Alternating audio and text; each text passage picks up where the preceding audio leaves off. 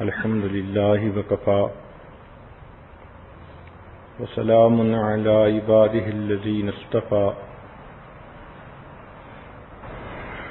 أما بعد أعوذ بالله من الشيطان الرجيم بسم الله الرحمن الرحيم وقال ربكم ادعوني أستجب لكم وقال الله تعالى في مقام آخر أَمَّن يُجِيبُ الْمُضْطَرَّ إِذَا دَعَاهُ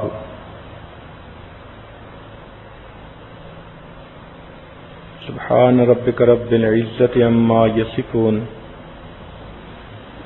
وسلام على المرسلين والحمد لله رب العالمين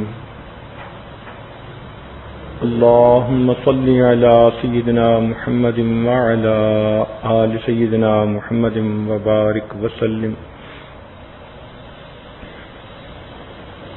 اللهم صل على سيدنا محمد وعلى آل سيدنا محمد وبارك وسلم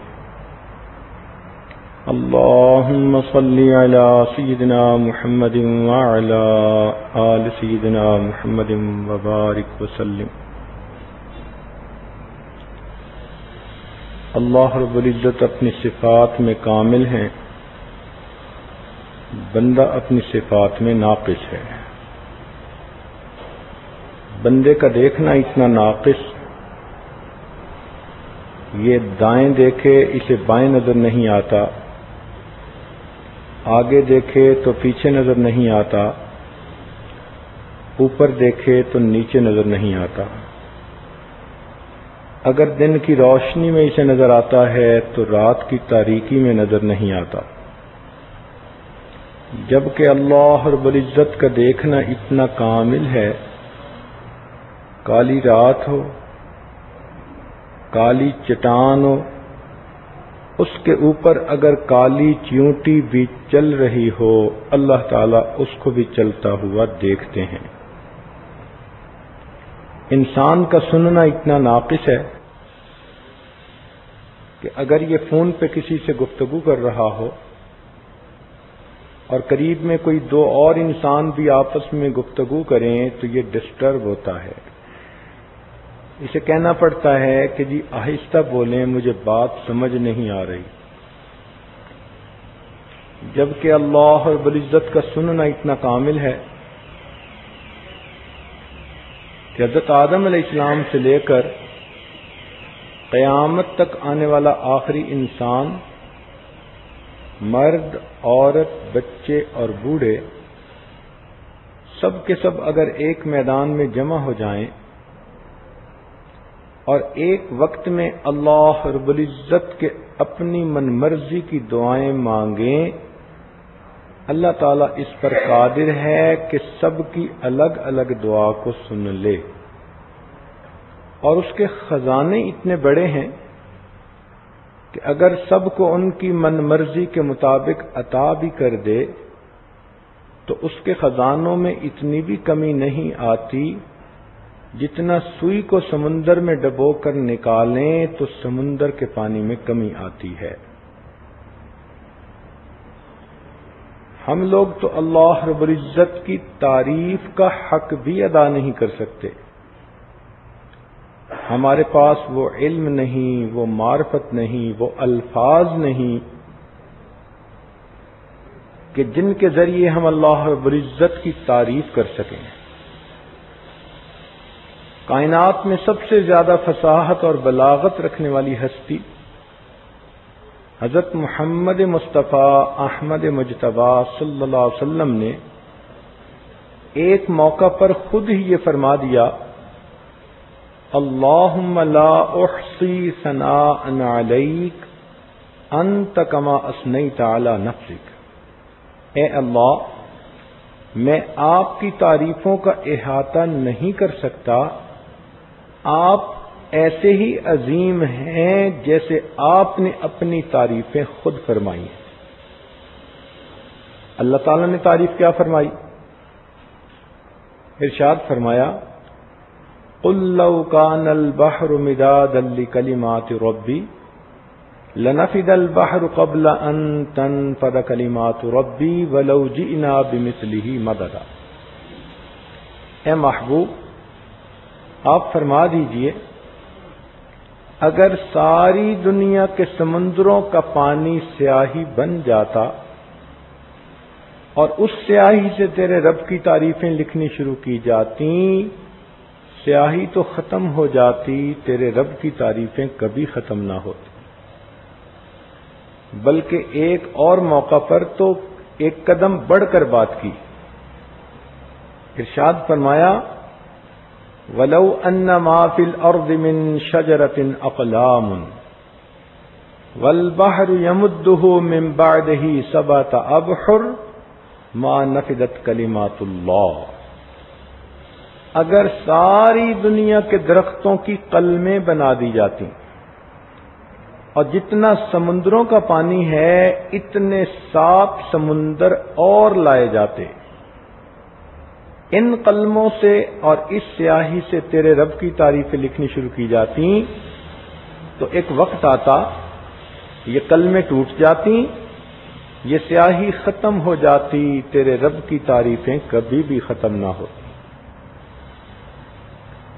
تو جو اتنی عظمتوں والا پروردگار ہے اس کے خزانوں کا کیا کہنا،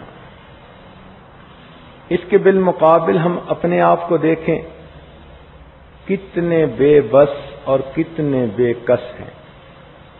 اللہ تعالیٰ نے بات کھول دی، ارشاد فرمایا یا ایھا الناس انتم الفقراء الی اللہ، اے انسانو تم سب کے سب اللہ تعالیٰ کے محتاج ہو، واللہ هو الغنی الحمید۔ تو جب انسان محتاج ہی ٹھہرا تو پھر محتاج کو ہمیشہ غنی سے مانگنا ہوتا ہے، اس مانگنے کا نام دعا ہے۔ لہذا ہر مرد اور عورت کو دعا مانگنے کا فن آنا چاہیے، یہ بھی ایک ترکیب ہے جو سیکھنی پڑتی ہے، ایک انداز ہے جو اپنانا پڑتا ہے۔ اللہ والوں نے ایسے اللہ رب العزت سے دعائیں مانگی کہ ان کو پڑھ کے دل خوش ہو جاتا ہے۔ نبی علیہ الصلوۃ والسلام نے ایسے ایسے الفاظ کے ساتھ دعائیں مانگی کہ جس سے رحمتوں کے دروازے خود بخود کھلتے چلے جاتے ہیں۔ آج چونکہ رمضان مبارک کی آخری مجلس ہے اس لیے اس میں دعا ہی کے عنوان پر کچھ باتیں عرض کرنا مقصود ہے۔ امید ہے کہ آپ دل کے کانوں سے سنیں گی اور آئندہ اپنی نجی یا اجتماعی دعاؤں میں اس کے مطابق دعائیں مانگنے کی کوشش کریں گی۔ نبی علیہ الصلوۃ والسلام نے ارشاد فرمایا الدعاء مخ العبادہ، دعا عبادت کا مغز ہے، یعنی دعا عبادت کا مکھن ہے، نچوڑ ہے۔ اس سے دعا کی اہمیت کا اندازہ لگانا چاہیے۔ ایک حدیث پاک میں فرمایا الدعاء هو العبادہ، کہ دعا مانگنا ہی عبادت ہے۔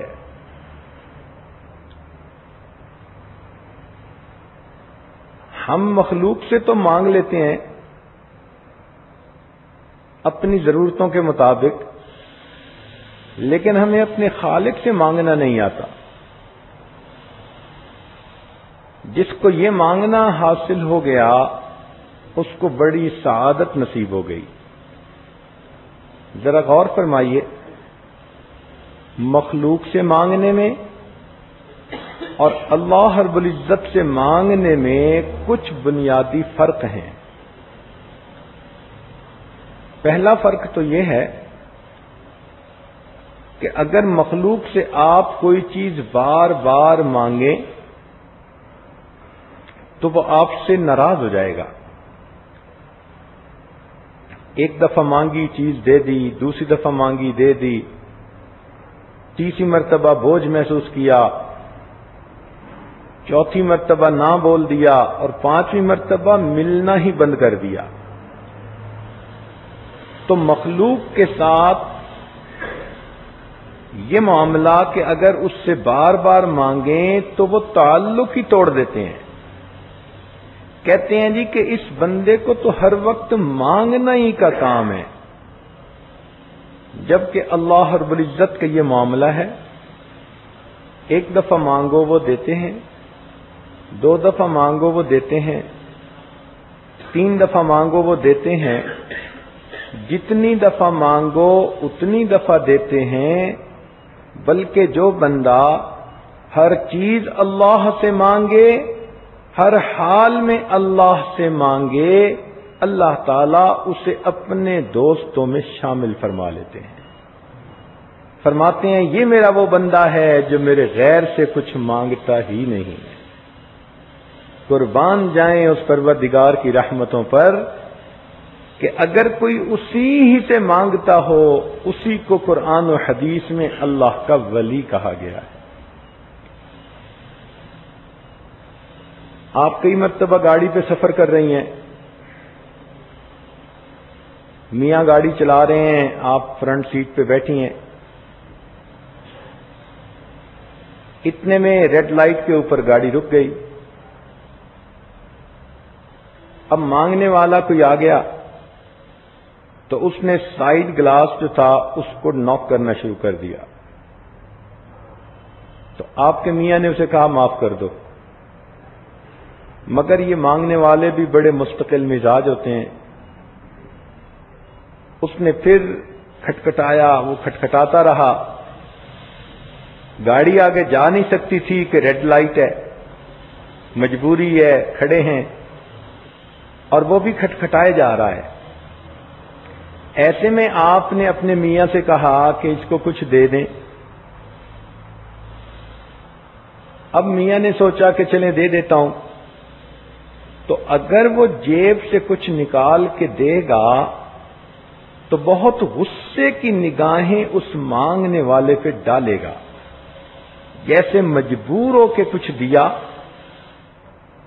اور غصے سے اس کو دے کے کہتے چلا جا. تو مخلوق اگر دیتی بھی ہے تو غصے میں آ کے دیتی ہے. قربان جائیں اس اللہ رب العزت پر کہ جب بھی اللہ رب العزت سے بندہ مانگے اللہ تعالی بہت رحمت کے ساتھ دیتے ہیں. وہ غصے کے ساتھ نہیں دیتے، ہمیشہ پیار کے ساتھ دیتے ہیں. مخلوق سے مانگنے میں یہ بھی مسئلہ کہ امیر آدمی سے تھوڑا مانگو تو وہ ناراض. اب کسی مجمع میں آپ کسی امیر سے کہیں جی کہ مجھے ایک پینی چاہیے، وہ کہے گا آپ نے میری بے عزتی کر دی. اور کسی غریب سے کہیں کہ جی مجھے $1,000,000 چاہیے تو وہ ناراض، کہے گا پتہ نہیں اس نے سمجھا ہوا کیا ہے. تو امیر سے کم مانگو تو وہ ناراض، غریب سے زیادہ مانگو تو وہ ناراض. مگر اللہ رب العزت کا معاملہ اور ہے، اس سے بندہ زیادہ مانگے تو بھی وہ پیار سے دیتا ہے، تھوڑا مانگے تو بھی دیتا ہے. حتیٰ کہ جوتے کا ٹوٹا ہوا تسمہ بھی رب سے مانگے اللہ تعالیٰ وہ بھی پیار سے عطا فرما دیتے ہیں.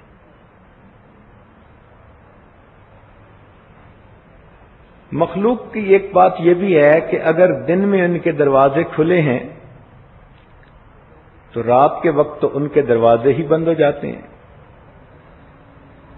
مگر اللہ رب العزت کا معاملہ اور ہے. لا تأخذہ سنۃ ولا نوم، نہ اس پروردگار کو نیند آتی ہے نہ اونگ آتی ہے. وہ اس سے بلند و بالا ہے اور اس کے دروازے 24 گھنٹے اس لیے کھلے رہتے ہیں کہ معلوم نہیں کس وقت میرا کون سا بندہ میرے در پر مانگنے کے لیے آئے تو میری رحمت کے دروازوں کو بند نہ پائے۔ اس لیے رابعہ بصریہ کہا کرتی تھی، اے اللہ دن چلا گیا، رات آ گئی، دنیا کے بادشاہوں نے اپنے دروازے بند کر لیے، ایک تیرا دروازہ کھلا ہے، اللہ میں تیرے دروازے سے تیری محبت کا سوال کرتی ہوں۔ پھر مخلوق کا ایک یہ بھی مسئلہ کہ جن سے ہم مانگنے جاتے ہیں وہ خود ہی ہماری طرح محتاج ہوتے ہیں، اپنے بکھیڑے لے کے بیٹھے ہوتے ہیں، میں نے اتنی پیمنٹ کرنی تھی، میرا کنٹینر رک گیا اور میری پیمنٹ ریلیز نہیں ہوئی اور میری ڈیل مکمل نہیں ہوئی، تو وہ چاہتے بھی ہیں کہ ہم مدد کریں تو حالات کی وجہ سے مدد کر نہیں سکتے، کہ خود پھنسے ہوئے ہوتے ہیں، خود بھی محتاج ہوتے ہیں۔ مگر اللہ رب العزت کی ذات پہ قربان جائیں، وہ ایسا پروردگار ہے کہ جس کو ہمیشہ اپنے بندوں کو دینا ہے، اس کو بندوں سے لینا نہیں، جو کسی کا محتاج نہیں جبکہ سارے کے سارے اس کے محتاج ہیں۔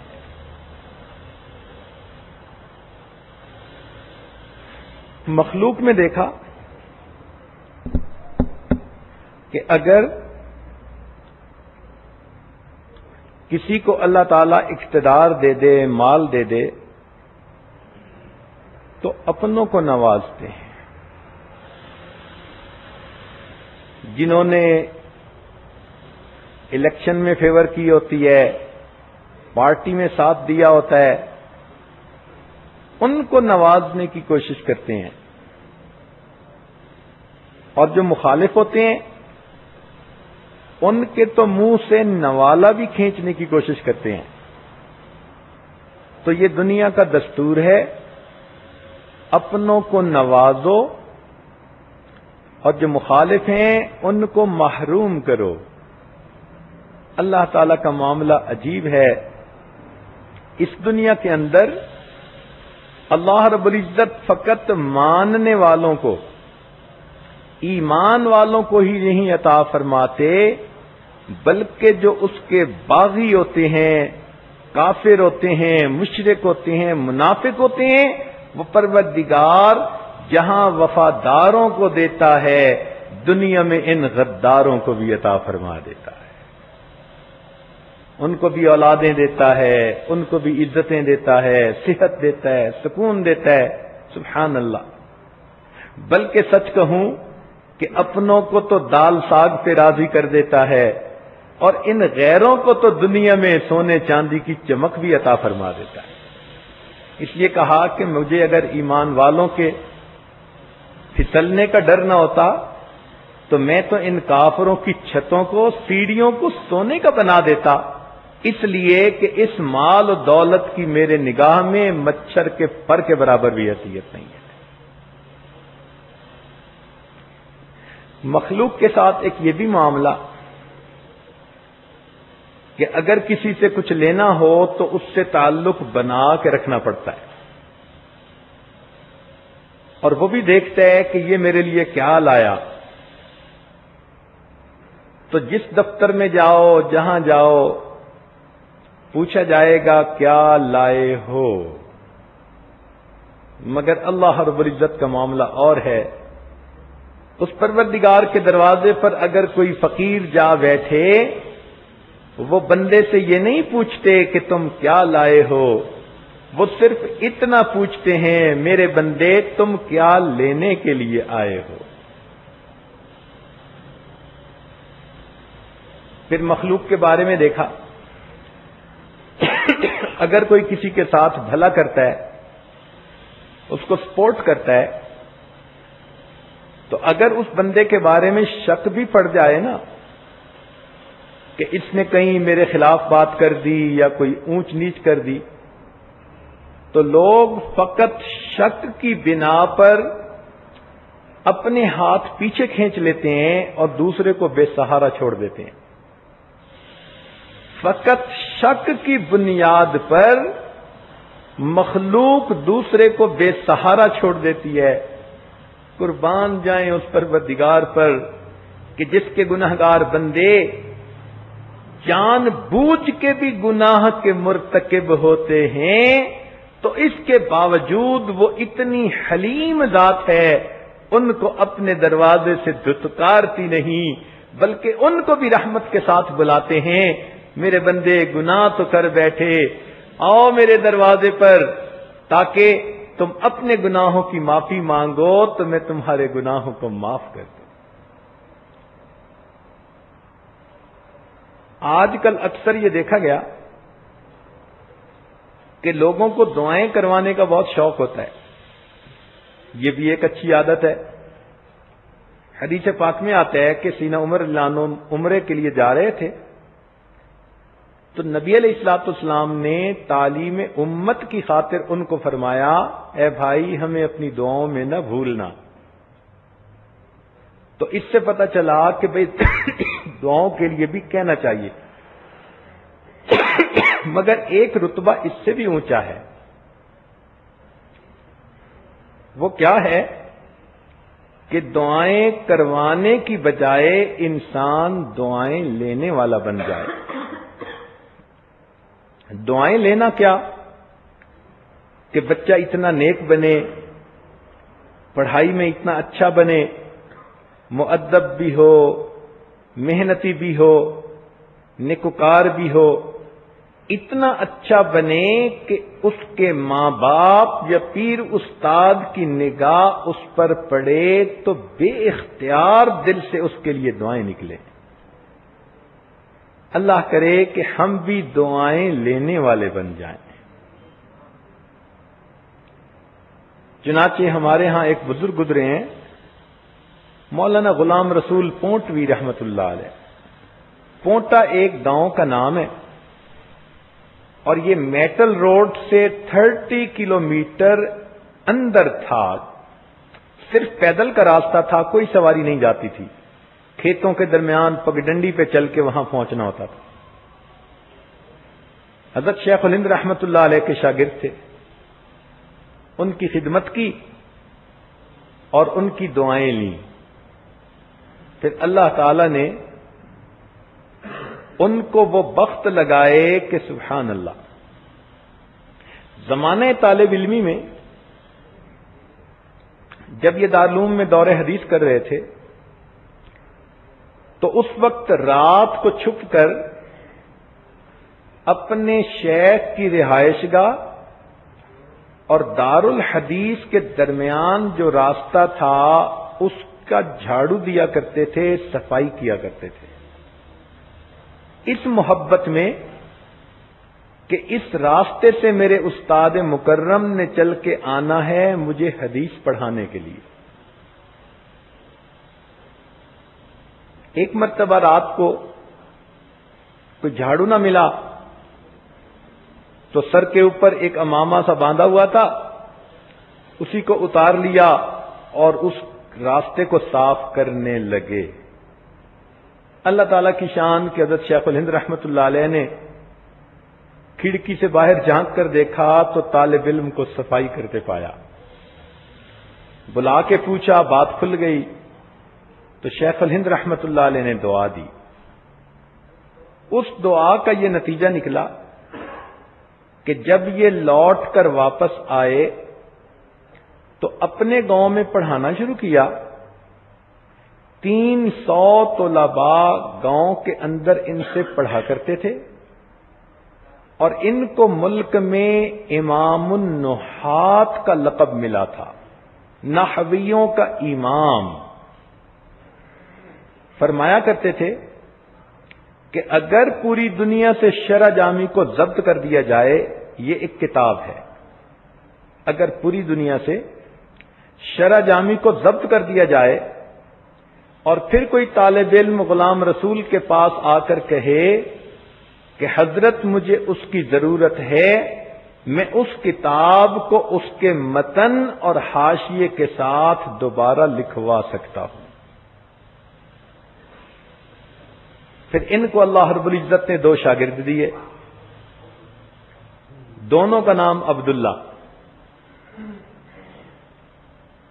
ایک عبداللہ بہلوی رحمت اللہ علیہ، اپنے وقت کے بڑے شیخ گزرے اور ان کا دورہ تفسیر اتنا معروف تھا کہ رمضان مبارک میں سینکڑوں علماء ان کے پاس حاضر ہو کر رمضان گزارتے تھے اور قرآن مجید کی تفسیر سیکھا کرتے تھے۔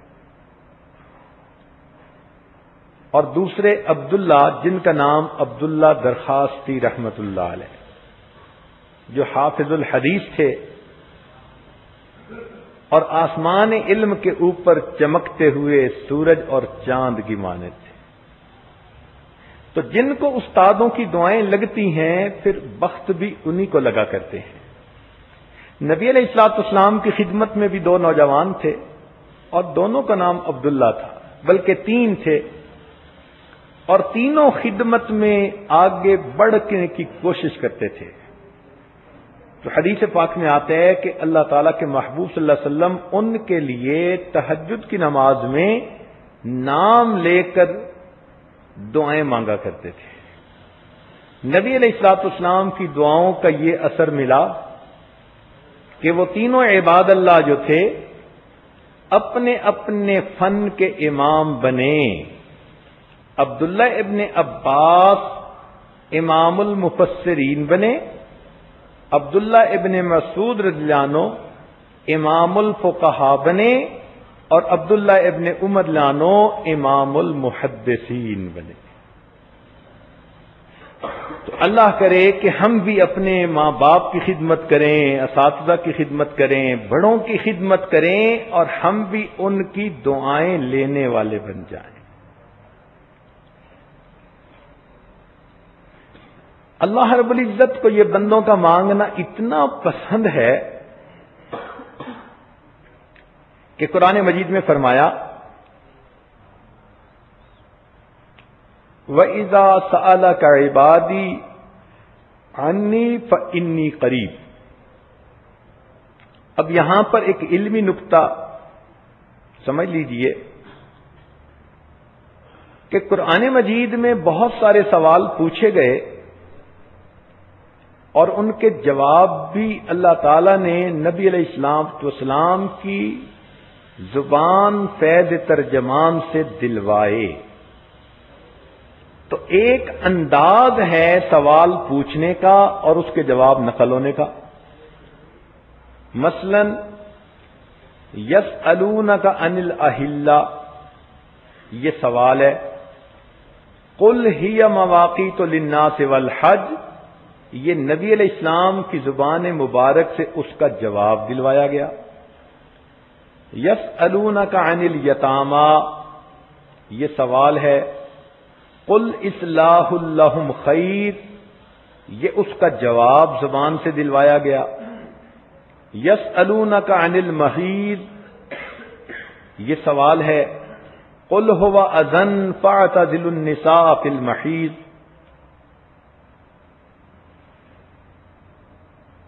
تو معلوم ہوا کہ ایک انداز سے سوال کو نقل کیا گیا اور پھر قل کے الفاظ سے اس کے جواب دلوائے گئے۔ ایک سوال قرآن مجید میں ایسا ہے کہ جو اللہ تعالیٰ کو اتنا پسند آیا کہ اس کے لیے قرآن مجید کے ضابطے کو بھی اللہ تعالیٰ نے بدل کے رکھ دیا، سوال و جواب کے انداز کو بھی بدل کے رکھ دیا۔ اتنا تو اچھا سوال تھا کہ میرے مولا کو پسند آ گیا اور جواب دینے میں انہوں نے اور انداز اختیار فرمایا، اور وہ سوال کیا تھا؟ وَإِذَا سَأَلَكَ عِبَادِي أَنِّي، اور جب یہ بندے آپ سے میرے بارے میں پوچھیں فَإِنِّي قریب، میں تو بہت قریب ہوں۔ یہاں کل کے لفظ کا بھی درمیان میں فاصلہ اللہ نے گوارا نہیں فرمایا۔ اب بتائیے، جو پروردگار اپنے بندوں کے اتنا قریب ہو اور اتنا پسند کرے کہ میرے بندے میرے سامنے مانگیں، اپنی پیشانیاں ٹیکیں، اپنے دامن پھیلائیں، اس پروردگار سے اگر ہم نہ لے سکیں تو یہ تو سراسر ہمارا اپنا قصور ہے۔ ایک نقطے کی بات سمجھیے کہ جو سخی ہوتا ہے نا، اس سے اگر مانگنے والا مانگے، تھوڑا بھی مانگے تو سخی اس کو زیادہ دیتا ہے۔ چنانچہ حاتم طائی کے بارے میں ہے کہ کسی نے 5 دینار مانگے تھے اور اس نے غلام کو کہا کہ اس کو 500 دینار دے دو۔ تو کسی نے پوچھا جی کہ مانگے تو 5 دینار اور آپ دلوا رہے ہیں 500 دینار؟ تو انہوں نے فرمایا کہ اس نے اپنی حیثیت کے مطابق مانگا تھا اور میں نے اپنی حیثیت کے مطابق دیا ہے۔ تو جب دنیا کے سخی اپنے مقام کے مطابق دیتے ہیں تو رب کریم کا بھی یہی معاملہ کہ مانگنے والا اگر تھوڑا بھی مانگتا ہے تو وہ پروردگار اس کی امیدوں سے بڑھ کر عطا کرتا ہے۔ اس لیے اللہ تعالیٰ سے جب مانگنا ہو تو دل کھول کے مانگے۔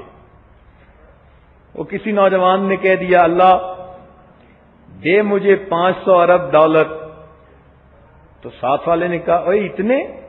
کہتے بھائی تم سے نہیں مانگے، اللہ تعالیٰ سے مانگے۔ تو مخلوق کا تو معاملہ یہ کہ اس کا دل چھوٹا ہوتا ہے، تنگ دل ہوتے ہیں۔ اللہ رب العزت کا تو معاملہ اور ہے، مانگنے والوں کو ہمیشہ اپنے دامن کے تنگ ہونے کا شکوہ رہا، دینے والے کی رحمت ہمیشہ اس سے بھی زیادہ تھی۔ چنانچہ قرآن عظیم الشان سے اس کی 2-4 مثالیں۔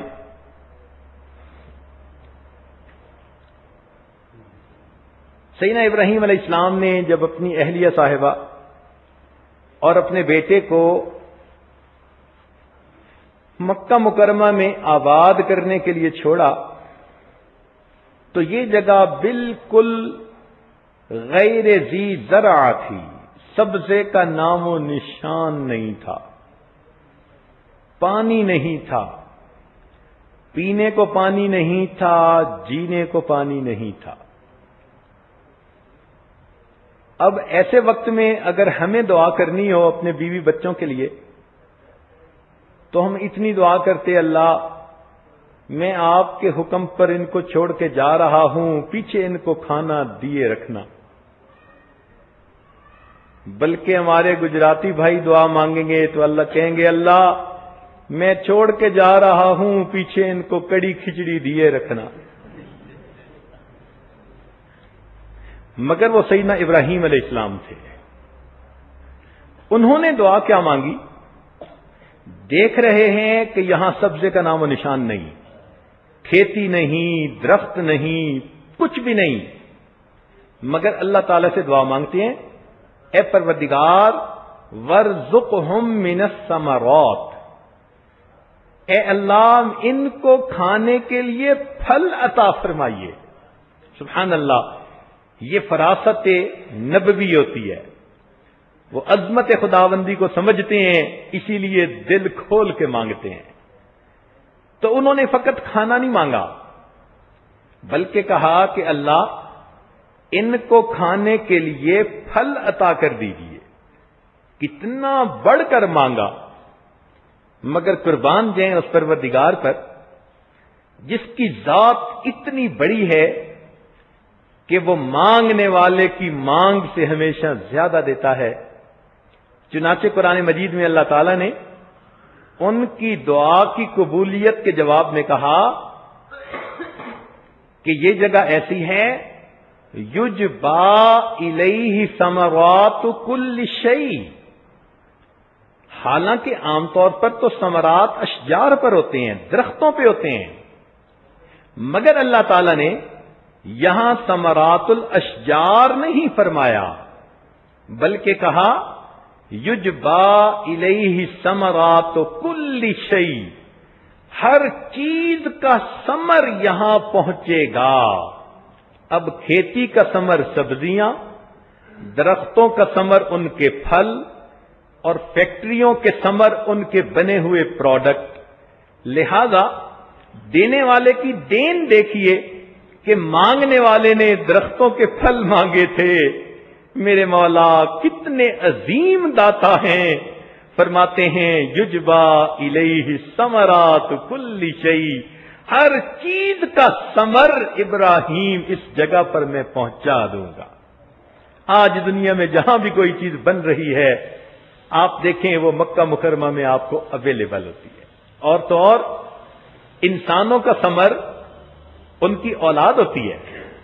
قرآن مجید میں اس کو دل کا ثمر کہا گیا کہ ماں باپ کے دل کا پھل ہوتا ہے اولاد۔ تو لوگ آج اس ثمر کو بھی وہاں بھیجنے کے لیے بےتاب، دعاؤں کے لیے آتے ہیں، اور جی دعا کرو میرے بچے کا سعودی عرب میں کام بن جائے۔ سبحان اللہ، میں حیران ہوتا ہوں کہنے والے کے کہنے پر، واہ میرے مولا، درختوں اور کھیتیوں کے پھل تو کیا پہنچے، انسان بھی اپنا پھل وہاں پہنچانے کے لیے بےتاب ہوتے ہیں۔ بیوی آسیہ جو فرعون کی بیوی تھی ایمان لے آئی۔ فرعون نے اسے کہا کہ دیکھو میں نے پوری قوم میں سے تمہارے حسن و جمال کی وجہ سے تمہیں اپنی بیوی بنایا، اور میں تمہیں بہت چاہتا ہوں، تم پیچھے ہٹ جاؤ۔ موسیٰ علیہ السلام کے پروردگار پہ ایمان نہ لاؤ۔ وہ اللہ کی بندی ایمان کی حلاوت کا مزہ چکھ چکی تھی، کہنے لگی کہ نہیں، میں نے جو کلمہ پڑھا سوچ سمجھ کے پڑھا۔ اس نے کہا میں تمہیں اپنے گھر سے محل سے نکال دوں گا اور ذلیل و رسوا کروں گا۔ اس نے کہا جو آپ کرتے ہیں وہ آپ کریں، میں اپنے موقف سے پیچھے نہیں ہٹوں گی۔ عورت کہلاتی تو صنف نازک ہے، لیکن جب اس کا یقین بن گیا ہو اور یہ کسی جگہ پہ اڑ جائے تو پھر پہاڑوں جیسی استقامت دکھا دیتی ہے۔ چنانچہ فرعون نے اسے بے لباس کر کے اپنے محل سے دھکا دے دیا۔ عورت کے لیے گھر سے بے گھر ہونا سب سے بڑا صدمہ ہوتا ہے۔ اس سے بڑا دکھ کسی عورت کو کوئی دنیا میں نہیں مل سکتا کہ وہ بے آسرا ہو جائے، بے سہارا ہو جائے، دنیا میں جو چھت ملی تھی اس سے اس کو دھکا دے دیا جائے۔ لیکن جب اس کو دھکا دیا گیا تو اس نے اللہ تعالی سے دعا مانگی کہ اے اللہ، اس ظالم نے تو مجھے اپنے گھر سے نکال دیا، میں عورت زاد ہوں، کمزور ہوں، رب ابن لی عندک بیتن فی الجنہ، اس کے بدلے اے اللہ مجھے جنت میں گھر عطا کر دیجیے۔ اب دیکھو اس بی بی کی یہ بات اللہ تعالیٰ کو اتنی پیاری لگی کہ قرآن مجید میں ان کی دعا کو نقل کیا گیا، قرآن کا حصہ بنا دیا گیا۔ اب آگے دیکھیے کہ مانگنے والی نے تو فقط گھر مانگا تھا، دینے والے کی دین مانگنے والے سے زیادہ ہوتی ہے۔ اللہ تعالیٰ نے گھر بھی عطا کیا اور گھر والا بھی عطا کر دیا۔ روح المعانی میں یہ لکھا ہے کہ جب خدیجہ الکبریٰ رضی اللہ عنہا کی وفات ہونے لگی، نبی علیہ السلام نے فرمایا خدیجہ جنت میں جانا تو میری بیویوں کو سلام کہنا۔ حیران ہو کر پوچھا اے اللہ کے محبوب صلی اللہ علیہ وسلم، دنیا میں تو آپ کی پہلی بیوی میں ہوں۔ فرمایا بالکل ٹھیک ہے، مگر اللہ رب العزت نے بی بی آسیہ اور مریم کو جنت میں میری بیویوں میں شامل فرما دیا۔ مانگنے والی نے گھر مانگا تھا، میرے مولا اس کو تو تصور بھی نہیں ہوگا کہ گھر مانگنے کے بدلے میں کیسا گھر والا مل جائے گا۔ سیدنا عمر رضی اللہ عنہ آتے ہیں مکہ مکرمہ سے مدینہ کی طرف، ایک جگہ رات کو آرام کیا تہجد کے وقت آنکھ کھلی تو دیکھا کہ آسمان پہ چاند چمک رہا تھا، نور کی بارش ہو رہی تھی، ٹھنڈی ہوا چل رہی تھی، قبولیت دعا کا وقت لگ رہا تھا۔ تو آسمان کے چاند کو دیکھ کے عمر لانوں کو مدینے کے چاند یاد آ گئے، اٹھ بیٹھے، اور اس تنہائی میں قبولیت دعا کے وقت میں عمر لانوں نے اللہ رب العزت کے سامنے اپنے دل کی ایک تمنا پیش کی۔ تمنا کیا تھی؟ یہ تمنا پیش کی، اللہم ارزقنی شہادتن فی سبیلک، اے اللہ مجھے اپنے راستے میں شہادت عطا فرما، وجعل قبری فی بلد حبیبک، اور میری قبر اپنے محبوب صلی اللہ علیہ وسلم کے شہر میں بنا۔ دعا قبول ہو گئی، مگر مانگنے والے نے تو فقط شہادت مانگی تھی اور مدینے کی مٹی مانگی تھی۔ قربان ہو جائیں اس دینے والے کی دین پر، شہادت تو کسی گلی کے کونے پہ بھی مل سکتی تھی، پہاڑ کی چٹان پہ مل سکتی تھی، کہیں گھر میں مل سکتی تھی، مگر اللہ رب العزت نے شہادت بھی کہاں دی؟ باوضو ہیں، نماز کی حالت میں ہیں، ریاض الجنہ میں ہیں، نبی علیہ السلام کے مصلی پہ کھڑے ہیں، جہاں ان پر وار کیا گیا اور وہ ان کی شہادت کا سبب بنا۔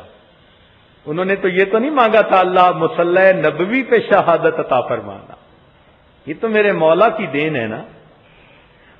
پھر دعا مانگی تھی کہ اے اللہ اپنے محبوب کے شہر میں دفن ہونے کی توفیق عطا فرمانا، تو اگر جنت بقیع میں دفن ہو جاتے تو بات پوری ہو جاتی، مگر نہیں، دعا قبول ہوئی تو قبول کرنے والے نے جنت بقیع میں دفن ہونا پسند نہ کیا، بلکہ عمر لانوں کو اپنے محبوب کے قدموں میں حجرہ انور کے اندر دفن ہونے کی توفیق عطا فرمائی۔ تو دیکھیے کہ مانگنے والا جو امید لے کر مانگتا ہے، اللہ تعالی کی دین اس سے بھی زیادہ ہوتی ہے۔ تو جب وہ ایسی دینے والی ذات ہے تو کیوں نہ انسان اس اللہ رب العزت سے خوب ڈٹ کے مانگے۔ اسی لیے مانگنا سیکھنا پڑتا ہے۔ آپ نے پاسپورٹ لینا ہو، ایپلیکیشن خود بھرنی نہیں آتی تو پھر کسی سے ہیلپ لیتی ہیں، بلکہ جو لوگ یہ کام کرتے ہیں اٹارنی ان سے بھرواتی ہیں کہ جی اگر ایپلیکیشن ٹھیک نہ بھری گئی، پاسپورٹ نہیں ملے گا، ویزا نہیں ملے گا، کام نہیں ہوگا۔ یہ دعا اللہ رب العزت کی بارگاہ میں ایک ایپلیکیشن فارورڈ کرنے کا دوسرا نام ہے۔ اب کتنی بار لوگوں کے ویزے ریجیکٹ ہوتے ہیں کہ انہوں نے درخواست میں انفارمیشن پراپر نہیں دی ہوتی، تو غصہ ان پہ کوئی نہیں کرتا کہ ریجیکٹ کیوں کر دی، غصہ اپنے پہ کرتے ہیں، ہاں مجھ سے غلطی ہوئی، میں نے ایپلیکیشن ٹھیک نہیں بھری۔ بالکل یہی معاملہ ہے کہ بندوں کو دعا کی ایپلیکیشن بھرنی آتی نہیں، اور دعا کے ریجیکٹ ہونے پر پھر خفا اللہ رب العزت سے ہوتے پھرتے ہیں۔ ہم الزام ان کو دیتے تھے، قصور اپنا نکل آیا۔ اور ہم سوچیں کبھی ہم نے یہ دعا کی ایپلیکیشن بھرنا سیکھی کسی سے؟ علماء کے پاس بیٹھیں، مشائخ کے پاس بیٹھیں، وہ بتائیں گے کہ دعا کی درخواست کیسے بھری جاتی ہے۔ چنانچہ ایک صحابی نے آ کر نماز پڑھی، دعا مانگی، نبی علیہ السلام نے بلا کر سمجھایا، فرمایا کہ جب تو دعا مانگنا چاہے تو پہلے اللہ تعالی کی تعریفیں بہت پیارے انداز سے کرو، پھر مجھ پر درود شریف پڑھو، پھر اپنے لیے، اپنے اہل خانہ، سب لوگوں کے لیے دعائیں مانگو، آخر پہ پھر درود شریف پڑھو، تو اس طرح تمہاری دعا جلدی قبول ہو جائے گی۔ تو گویا نبی علیہ السلام نے ایک پیٹرن بتا دیا اپلیکیشن بھرنے کا کہ یہ ترتیب ہوتی ہے، ہم بھی اسی طرح دعائیں مانگنی شروع کریں۔ آج تو حالت یہ ہے کہ 2-4 دفعہ دعا مانگتی ہیں اور جب قبولیت کے آثار آنکھوں سے نہیں دیکھتی تو پھر مایوس ہو جاتی ہیں اور کہتی ہیں جی بس ہماری تو دعائیں اللہ تعالیٰ سنتا نہیں۔ او اللہ کی بندی، ان ربی لسمیع الدعاء، میرا پروردگار دعا کو سنتا ہے، مگر وہ کسی کا ماتحت نہیں کہ جو سنے اس حکم کو پورا کرے۔ دعا دعا ہوتی ہے، فریاد ہوتی ہے، حکم نہیں ہوا کرتا۔ آپ بھول گئیں، آپ گھر کے نوکر کو جو کام کہتی ہیں وہ اور حساب ہے۔ اور کئی عورتوں کو تو دیکھا کہ 2-4 دفعہ دعا مانگی نہیں قبول ہوئی تو دعا ہی مانگنا چھوڑ دیتی ہیں، اللہ سے روٹھی پھرتی ہیں۔ ہمیں ایک خاتون نے فون پہ بتایا کہ جی میں تو بس اب دعا مانگنی چھوڑ دی۔ میں نے کہا کہ خاوند میں اور خدا میں بڑا فرق ہوتا ہے۔ حیران ہو گئی، کہنے لگی کیا کہا؟ میں نے کہا خدا کو خدا سمجھو، خاوند نہ سمجھو۔ یہ تو خاوند کے ساتھ تمہارے ناز ہے نا کہ ایک بات کہی، اگر اس نے پوری نہ کی تو چلو روٹھ گئی کہ اب خود ہی منائے گا۔ وہ اللہ رب العزت بے نیاز ہے، وہاں ناز نہیں چلتا، وہاں نیاز چلتی ہے۔ کیا کیا نہ اپنے زہد و اطاعت پہ ناز تھا، بس دم نکل گیا جو سنا بے نیاز ہے۔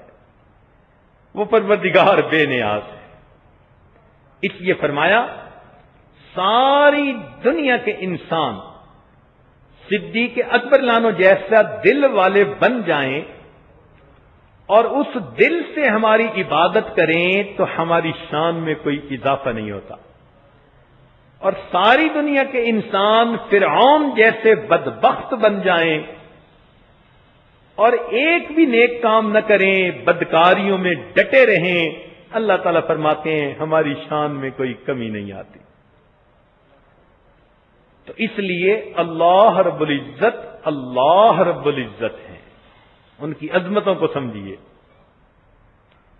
آج ہم دعا مانگنے کی بجائے کام ذمے لگاتے ہیں۔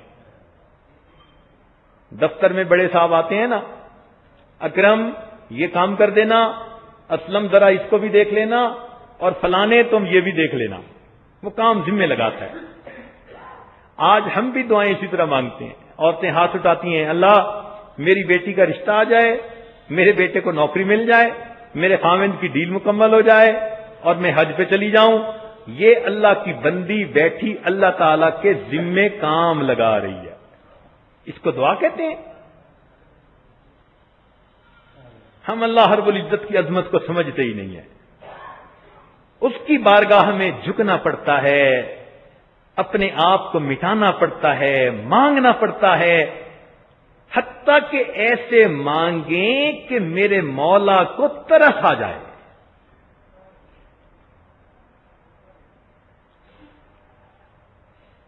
اللہ رب العزت سے ایسے مانگو کہ اللہ تعالی اور اس کی مخلوق کو تم پہ رحم آ جائے۔ یہ نبی علیہ السلام کی شان تھی۔ دیکھیے بدر کے میدان میں رات کو نبی علیہ السلام نے دعا مانگی، اللہم ان تہلک ہذہ العصابۃ لا تعبد بعد اليوم، اے اللہ اگر یہ مٹھی بھر جماعت آج ختم ہو گئی تو پھر قیامت تک تیرے نام کی عظمت بتانے والا کوئی نہیں رہے گا۔ یہاں محدثین نے ایک نقطہ لکھا کہ کیا مطلب کہ اگر یہ لوگ چلے گئے تو بعد میں کوئی آتا ہی نہ؟ تو انہوں نے فرمایا ہاں، نبی علیہ السلام نے اپنے آپ کو بھی اسی جماعت میں شامل کر کے فرمایا اگر یہ جماعت ختم ہو گئی اللہ پھر قیامت تک تیری عظمت سکھانے والا کوئی نہیں آئے گا۔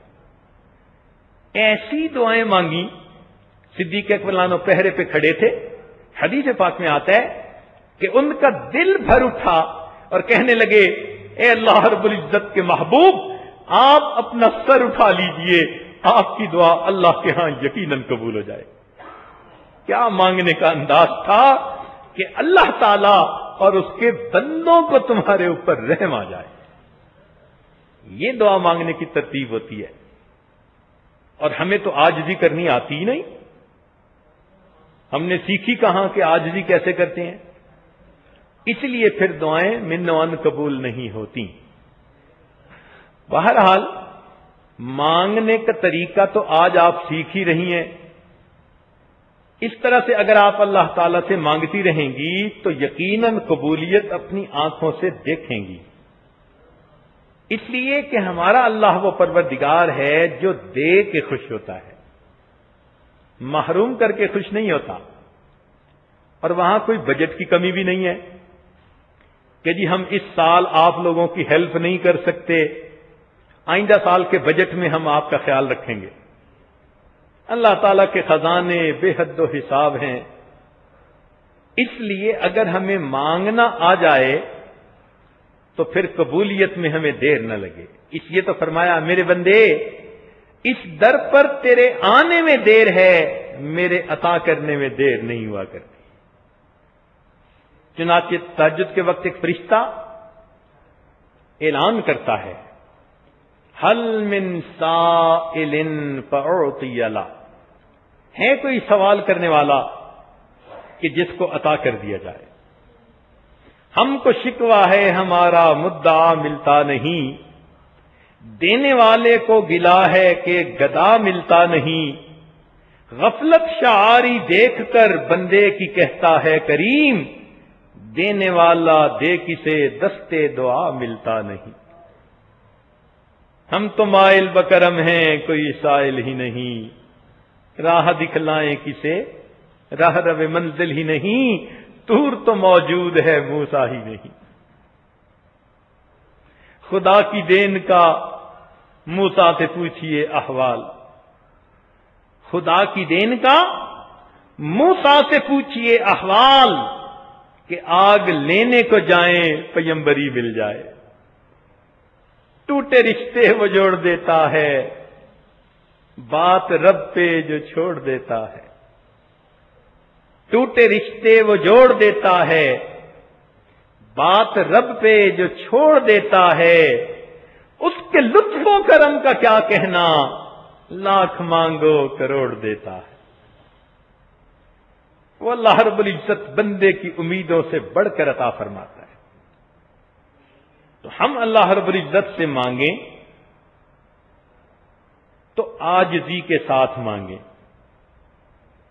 دیکھیں دعا کے لیے اللہ رب العزت نے کوئی شرط تو نہیں نہ لگائی، نہ وقت کی شرط ہے، نہ زمان کی، نہ مکان کی، نہ کسی انسان کی. کوئی بھی مانگے اللہ عطا کر دیتے ہیں. ذرا غور کرو، شیطان نے کہا تھا رب انذرنی الی یوم یبعثون. اس بدبخت ملعون نے اللہ سے مانگا تھا، میرے مولا نے اس کی دعا کو قبول کر کے فرما دیا انک من المنذرین. اور جو ایسے بدبخت دشمن کی بھی دعا قبول کر لیتا ہو، اس کے در پہ اگر کلمہ گو کوئی آ جائے تو پھر تو اس کی دعا جلدی قبول فرماتا ہے. بس یہ دعا کو ہم نے ہی لاک لگائے ہوتے ہیں. دیکھیں گاڑی سٹارٹ کرنی ہو مگر ایک لاک لگا ہوتا ہے، وہ چلتی نہیں. اسی طرح ہماری دعاؤں کی گاڑی چلتی ہی نہیں، یا تو گناہوں کے لاک لگے ہوتے ہیں، یا پھر مانگنے کا انداز نہیں آتا، اس کے لاک لگ جاتے ہیں. تو ان لاک کو کھولیے، سچی توبہ کی نیت کر لیجئے اور اللہ رب العزت سے عاجزی سے مانگیے. ایک نقطے کی بات ذہن میں رکھنا کہ دعائیں مانگنے سے دعائیں قبول ہوتی ہیں، دعائیں پڑھنے سے دعائیں قبول نہیں ہوتی. آج کل تو ہم دعائیں پڑھتے ہیں. ایک مرتبہ ساتھ بیٹھے ہوئے نوجوان نے دعا مانگ کے اپنے چہرے سے ہاتھ پھیرے تو اس عاجز نے اس سے پوچھا بھائی آج آپ نے کیا دعا مانگی؟ کہتے حضرت سچ بات کہوں مجھے یاد نہیں ہے. یعنی اتنی غفلت کی دعائیں کہ منہ پہ ہاتھ پھیرتے ہوئے بھی یاد نہیں میں نے مانگا کیا. اب ایسی درخواستوں کو تو پھر پھینک ماریں گے نا دور سے کہ تم نے سمجھا ہی کیا ہے. ہمارے دربار پہ بیٹھے ہو, زبان سے تم ہم سے خطاب کر رہے ہو اور دل تمہارے کسی اور کی محبت میں مست ہیں. جاؤ اسی کے پاس, اگر وہ تمہیں دے سکتا ہے تو اسی سے لے لو.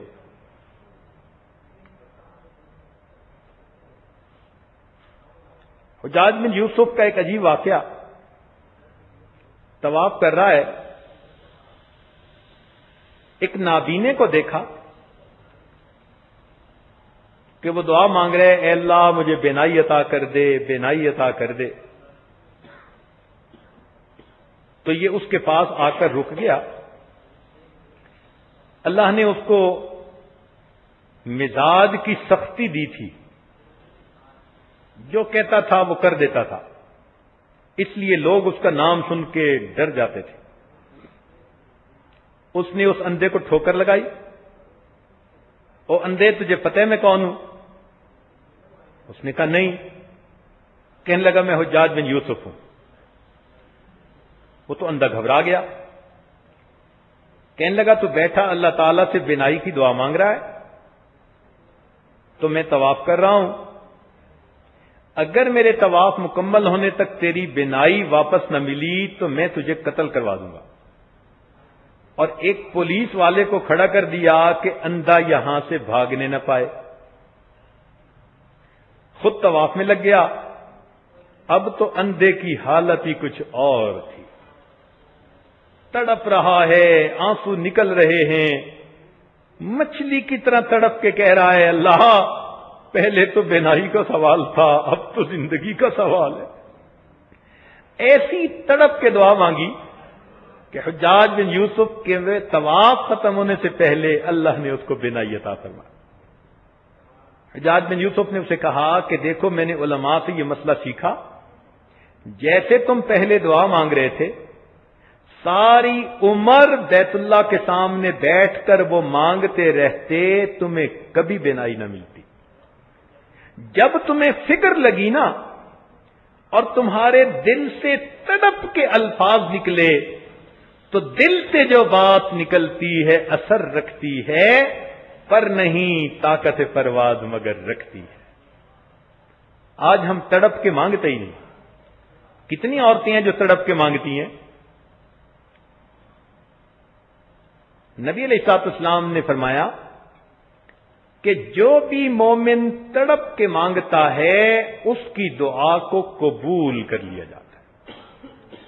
اللہ تعالیٰ قرآن مجید میں فرماتے ہیں امن یجیب المضطر اذا دعا, مضطرب ہو کے جب مانگتا ہے کوئی بندہ اللہ اس کی دعا کو قبول کر لیتے ہیں.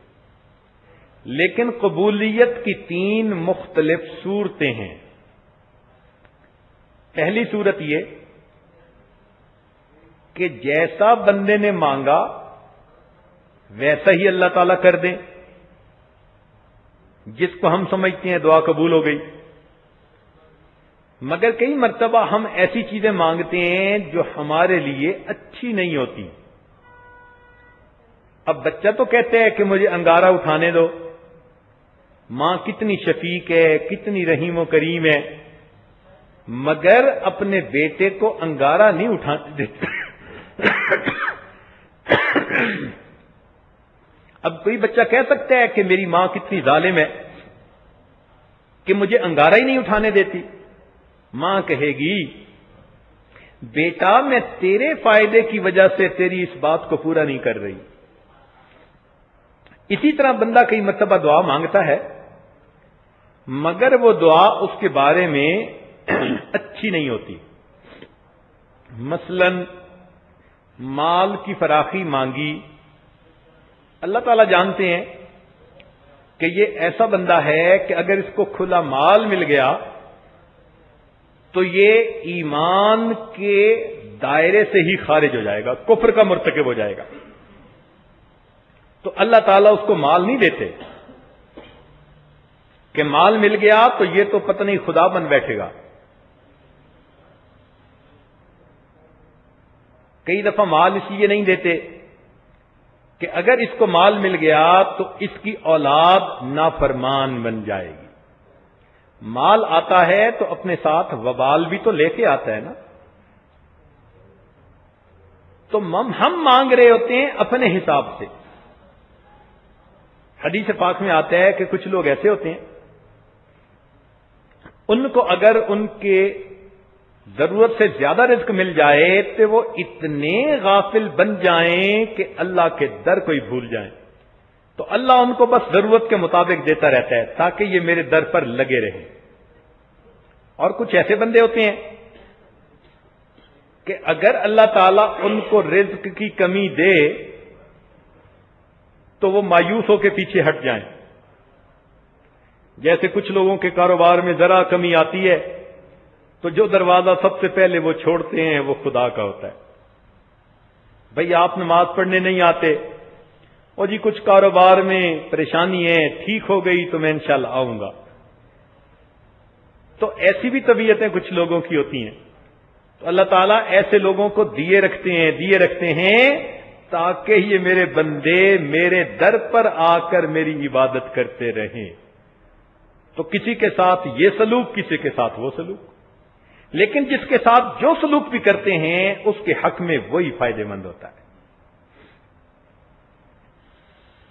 اب لڑکی دعا مانگ رہی ہے، اے اللہ فلان جگہ میرا رشتہ ہو جائے، اس لیے کہ وہ لڑکا بڑی محبتیں جتاتا ہے اور بڑا ہی وہ قربان ہوتا پھرتا ہے. تو یہ سمجھتی ہے بیچاری کہ بس میرا آئیڈیل یہی ہے. اب اس کے لیے نفلیں بھی پڑھ رہی ہے، تلاوتیں بھی کر رہی ہے، اور اللہ والوں سے پوچھ کے وظیفے بھی کر رہی ہے، اور پتہ نہیں کیا کیا جو ہے وہ نظریں بھی مان رہی ہے. جب اتنا کر کے بھی وہاں رشتہ نہیں ہوتا تو پھر دل ٹوٹتا ہے. مگر یہ نہیں جانتی کہ اس کے ساتھ رشتہ ہونا اس کے حق میں بہتر نہیں تھا. اگر ہو جاتا تو وہ اس کو ساری زندگی تگنی کا ناچ نچا دیتا، ساری زندگی یہ روتی دھوتی رہتی. اللہ تعالیٰ نے اس کی پڑھائی، اس کی دعاؤں کے بدلے اس مصیبت سے اس کو بچا لیا. اللہ تعالیٰ فرماتے ہیں عسى ان تحبوا شيئا وهو شر لكم. او میرے بندو، ہو سکتا ہے کہ تم ایک چیز کو پسند کرو اور اس میں تمہارے لیے شر ہو، اور ایک چیز کو تم ناپسند کرو وَهُوَ خَيْرٌ لَكُمْ، اور اس میں تمہارے لیے خیر ہو. وَاللَّهُ يَعْلَمُ وَأَنْتُمْ لَا تَعْلَمُونَ، اللہ جانتا ہے تم نہیں جانتے. اس لیے اپنی باتیں جو دل کی ہوتی ہیں نا ان پہ اتنا نہ پکا ہو جائے کہ بس اب تو یہی پوری ہونی ہے. بس یہ کہو کہ اللہ جو بہتر ہے ہمارے حق میں وہ خیر کا فیصلہ فرما دیجیے.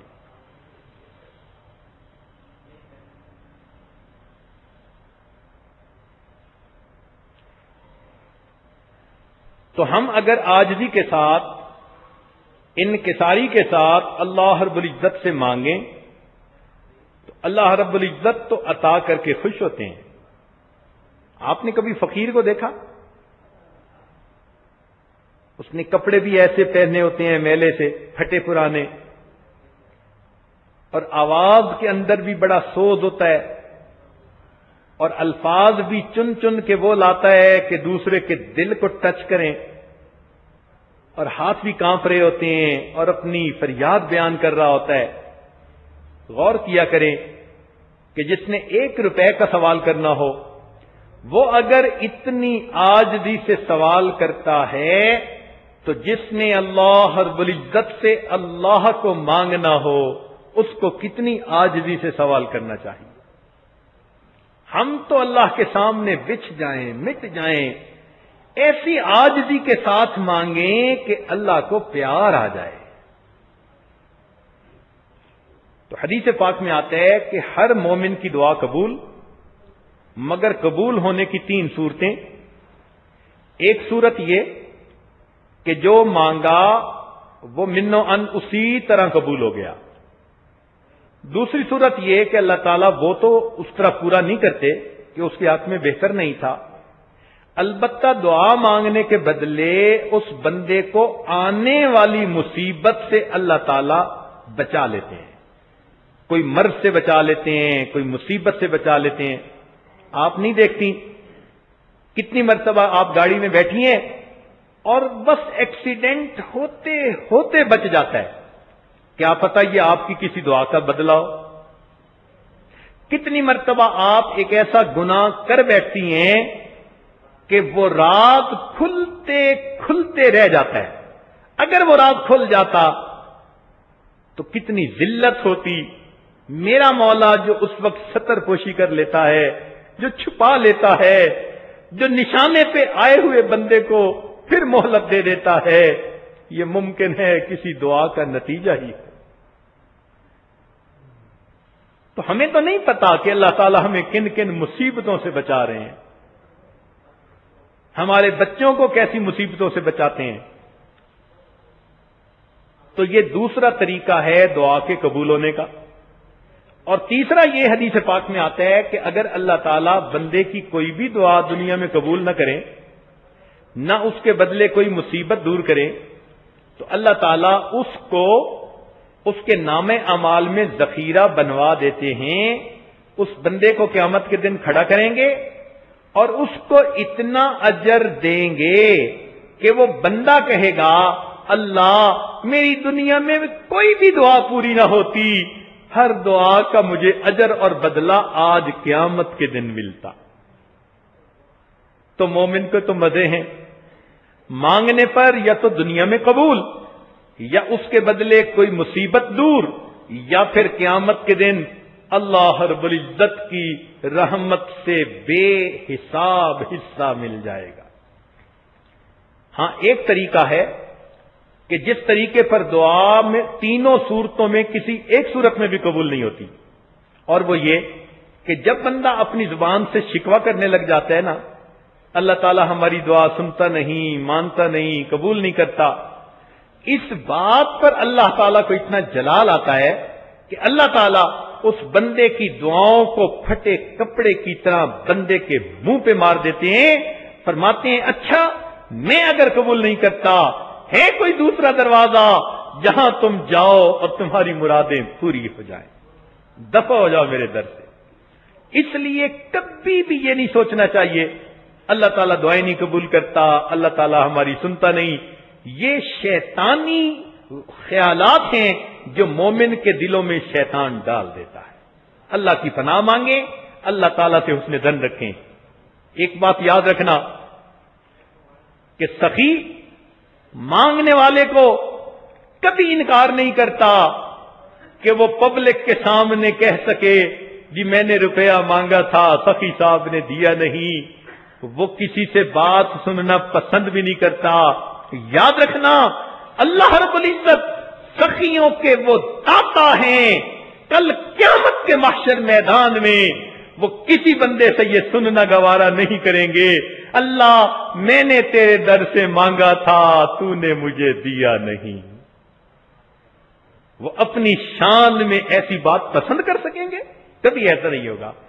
اس لیے جو بندہ مانگنے کے طریقے پہ مانگے گا اللہ تعالیٰ دنیا میں عطا کریں گے، یا مصیبت دور کریں گے، یا آخرت میں اس کا بدلہ عطا فرما دیں گے۔ تو ہمیشہ امید کے ساتھ اللہ تعالیٰ سے دعا مانگو۔ علماء نے لکھا ہے کہ اگر ایک بندہ 100 دفعہ مانگے، گناہ کرے اور توبہ کرے اللہ 100 دفعہ قبول کر لیتے ہیں، 1000 دفعہ کرے، 50,000 دفعہ کرے، لیکن اگر بار بار نادم ہوتا ہے، شرمندہ ہوتا ہے، تو اللہ تعالیٰ اس کے لیے دروازہ بند نہیں کرتے کہ اب بہت ہو گیا، اب آئندہ میں تیری دعا قبول نہیں کروں گا۔ نہیں، مرنے سے پہلے پہلے جب بھی کوئی بندہ اللہ کے در پر آ کے مانگے گا اللہ تعالیٰ اس کو عطا فرمائیں گے۔ واہ میرے مولا، ایک بوڑھا جس نے زندگی میں کبھی بھی نماز نہیں پڑھی، کلمہ پڑھا، مسلمان ہے، مگر عمل کے حساب سے پکا شیطان ہے. اس نے جوانی عیاشیوں میں گزار دی. اس نے راتیں غیروں کی گودوں میں گزار دی. اب بوڑھا ہو گیا، بیوی بچے بھی فوت ہو گئے، بہن بھائی بھی فوت ہو گئے، 100 سال کی عمر ہو گئی، نہ اس کے پاس آنکھوں کی بینائی ہے، نہ کانوں کی سنوائی ہے، نہ منہ میں دانت ہے، نہ پیٹ میں آنت ہے، لکڑی کے سہارے چلتا ہے، کھانستا ہے. دور کے کسی رشتہ دار نے اس کی روٹی ذمے لے لی تھی، مگر اس کی بلغم سے تنگ آ کے ایک دن اس نے بھی اس کو انکار کر دیا، گھر سے نکال دیا. اب اس باغی بوڑھے کو کوئی در نظر نہیں آتا، کوئی اپنا نظر نہیں آتا، اپنا بھی اس کے پاس اب کچھ نہیں. تو اب اس کے ذہن میں خیال آتا ہے کہ میں اللہ ہی کے در پہ جاتا ہوں تو یہ ہانپتا ہوا، کانپتا ہوا، لاٹھی کے سہارے چلتا، کبھی رک کر سانس لیتا ہے، پھر 2 قدم اٹھا لیتا ہے، اللہ کے در پہ چل رہا ہے، دل ہی دل میں شرمندہ بھی ہے. مولا میں نے کبھی تیرے گھر کا رخ نہ کیا، اب جب مخلوق نے دھکے دے دیے اب مجھے تیرا در یاد آیا. یہ نادم ہے، شرمندہ ہے، اللہ کے در کی طرف جا رہا ہے. میرے مولا اس سے یہ نہیں پوچھتے تیری جوانی کہاں گئی، تیرا مال کہاں گیا، تیرا جمال کہاں گیا، بلکہ رب کریم فرماتے ہیں او باغی بوڑھے تو نے آنے میں دیر کر دی. فَإِنْ أَتَانِي يَمْشِي أَتَيْتُهُ هَرْوَلًا، تو چل کے میرے در کی طرف آ رہا ہے، میری رحمت دوڑ کے تیرا استقبال کر رہی. اس رب کریم سے مانگنا کتنا آسان ہے، کیوں در در کے دھکے کھاتے پھرتے ہیں. کبھی فلاں عامل کے پاس جاؤ تعویذ کرواؤ، کبھی فلاں کے پاس کوئی اثرات نکلواؤ، فلاں سے جن نکلواؤ. او اللہ کی بندیو، ان کے پاس جا کے اپنے ایمان خراب مت کرو. اللہ سے امید رکھو، اللہ سے مانگو، دیکھنا اللہ رب العزت ہی ہماری ساری امیدوں کو پورا کریں گے. اللہ اکبر کبیرہ. تنگ دستی کے جو عالم میں گھبراتا ہوں، تنگ دستی کے جو عالم میں گھبراتا ہوں، پر درے غیر پہ جاتے ہوئے کتراتا ہوں. اے اللہ پریشان بھی بہت ہوں، مگر میں عاملوں کے پاس نہیں جاتا، میں ادھر ادھر اپنی پیشانی ٹکانے کہیں نہیں جاتا. لوگ تو بڑے رستے دکھاتے ہیں، مگر میں تیرے در پر جم کے بیٹھا ہوں. تنگ دستی کے جو عالم میں گھبراتا ہوں، پر درے غیر پہ جاتے ہوئے کتراتا ہوں. ہاتھ پھیلانے میں محتاج کو غیرت کیسی شرم آتی ہے کہ بندہ تیرا کہلاتا ہوں. اے اللہ دوسری طرف جانے میں مجھے جھجک تو کوئی نہیں، مگر شرم آتی ہے کہ بندہ تو میں آپ کا کہلاؤں اور مانگنے کسی اور در پہ جاؤں. اے اللہ میں آپ کے در کو نہیں چھوڑوں گا، میں آپ ہی سے اپنے خطاؤں کی معافی مانگوں گا، آپ ہی سے اپنی اللہ پریشانیوں کا حل چاہوں گا. اے اللہ رحمت کی نظر ہم عاجز مسکینوں کو ڈال دیجئے. جب آپ نے ہماری پیشانیوں کو غیر کے سامنے جھکنے سے روک دیا، اللہ ہمارے ہاتھوں کو بھی غیر کے سامنے پھیلنے سے بچا لیجئے اور ہمیں اپنے در سے سب نعمتیں عطا فرما دیجئے.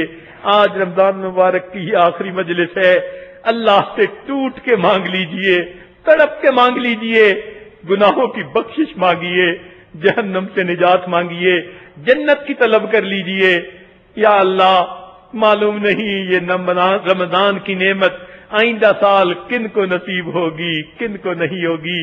میرے مولا اعتکاف والے بھی آپ کے در کی چوکھٹ پکڑ کے بیٹھے رہے.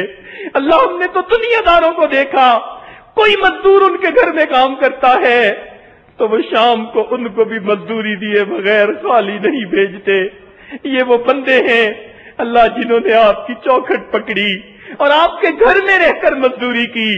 اے اللہ اب یہ رمضان کے ختم ہونے کا وقت ہے، میرے مولا ان کو مزدوری کے بغیر خالی نہ جانے دیجیے گا، مہربانی فرمائیے گا. آپ دے کے خوش ہوتے ہیں میرے مولا، ہم لے کے خوش ہوتے ہیں، ہم دامن پھیلاتے ہیں. اللہ اس دامن کو اپنی رحمتوں سے بھر دیجئے اور ہمیں صحیح معنوں میں انسان بنا دیجئے، اور قیامت کی رسوائی سے ہمیں اللہ محفوظ فرما لیجئے. وآخر دعوانا ان الحمد للہ رب العالمین.